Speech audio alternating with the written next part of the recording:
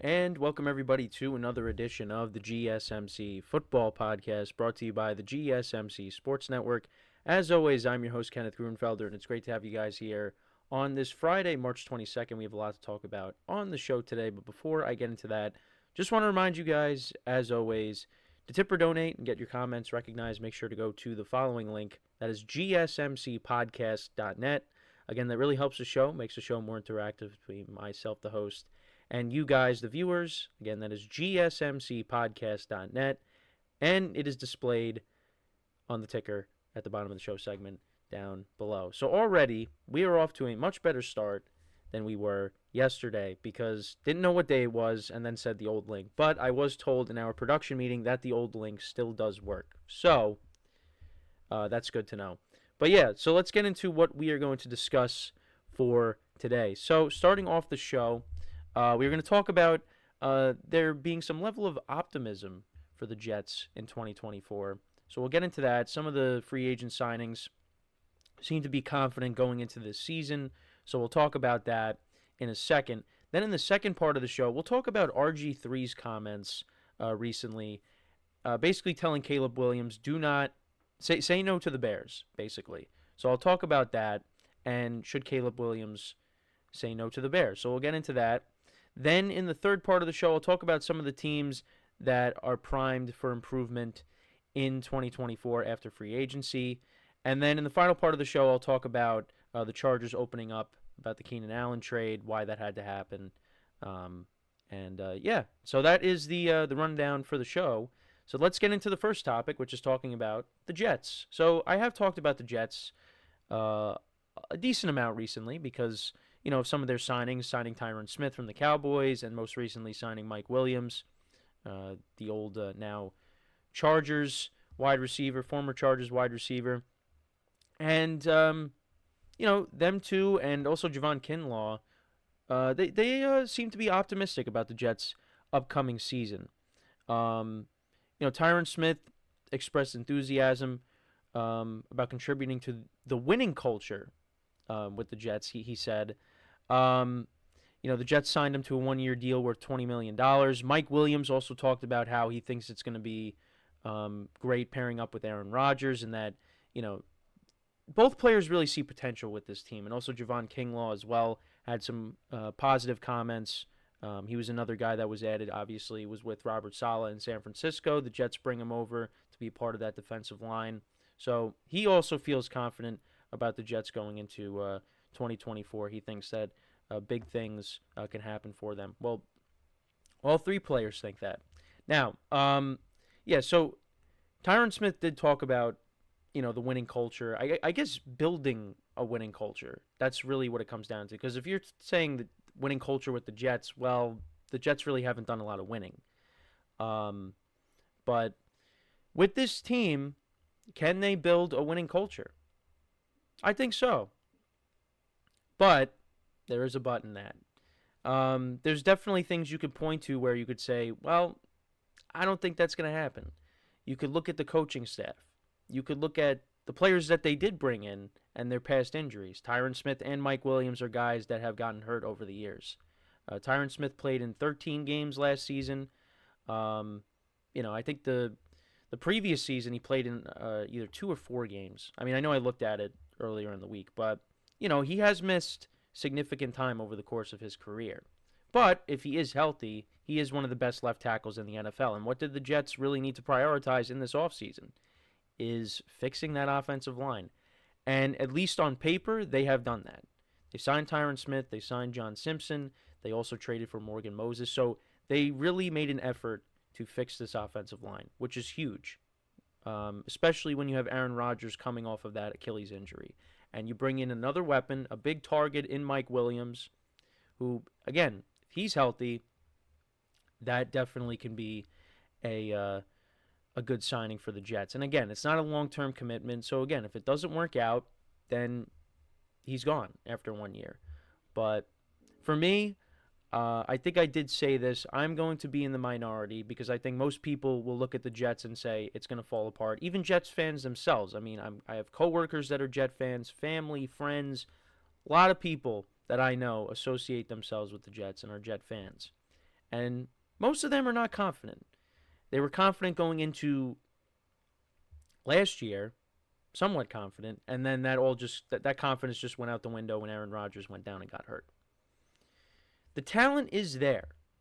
The defense was obviously the strength of the team last year, and most of those guys are still there. They lost a few people, but Joe Douglas, he does draft well in some areas. Obviously, not being able to find a franchise quarterback has been the problem, but you figure that the Jets, they will add, to that defense, in some capacity for the upcoming draft.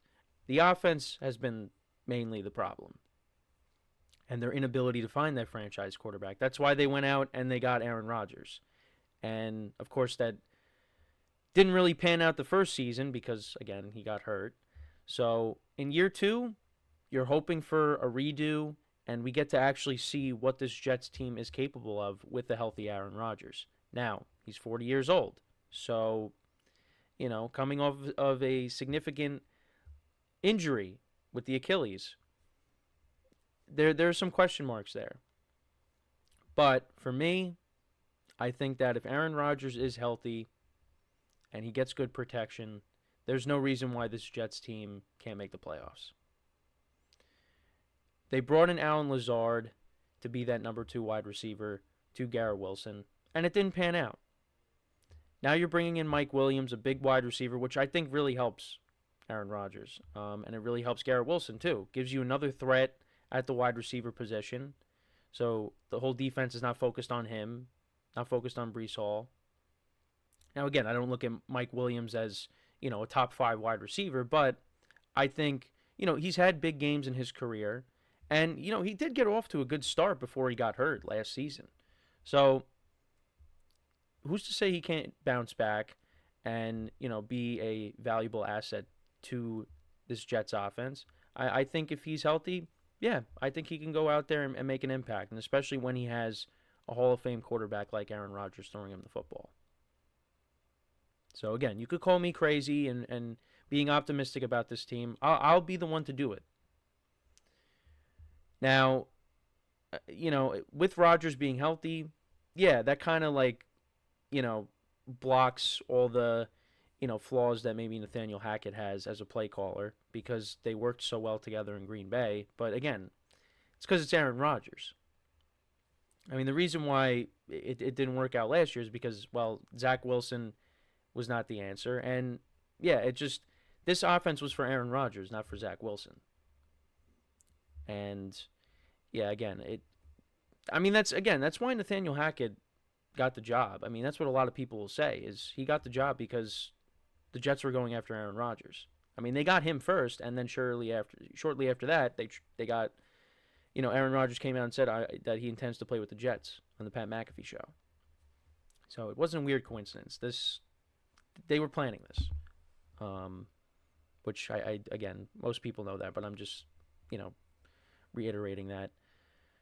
Yeah, and if it doesn't pan out in 2024, yeah, most likely all these guys are going to be gone. Robert Saleh, Hackett, Joe Douglas, they're all going to be gone. So this is a big year for the Jets. And again, you go back and look at what the defense did against some elite quarterbacks. I mean, against Josh Allen, against Patrick Mahomes, Jalen Hurts. They played really well. It's just, they did beat the Bills. They did beat the Eagles. And they came close to beating Mahomes. And that was one of Mahomes' worst games as a pro. And I was there. So now if you could just have better quarterback play, 7-10 could turn into 10-7 maybe. So I'm going to be a little optimistic, but I think it really is all going to come down to the health of Aaron Rodgers. Because if he gets hurt again, the season's not going to go anywhere. I mean, Tyrod Taylor can win games, but you're not going to go all the way to the Super Bowl with him. Yeah, you might back yourself into the playoffs, but maybe because I mean he is an upgrade over Zach Wilson, and he was okay with the Giants. But I mean, if Aaron Rodgers gets hurt, those Super Bowl aspirations are gone again. And you're playing in a loaded conference. I mean, how many times have I said that? The conference is a gauntlet. You got so many teams that you're going to be competing with. Your best path to making the playoffs might be winning the division.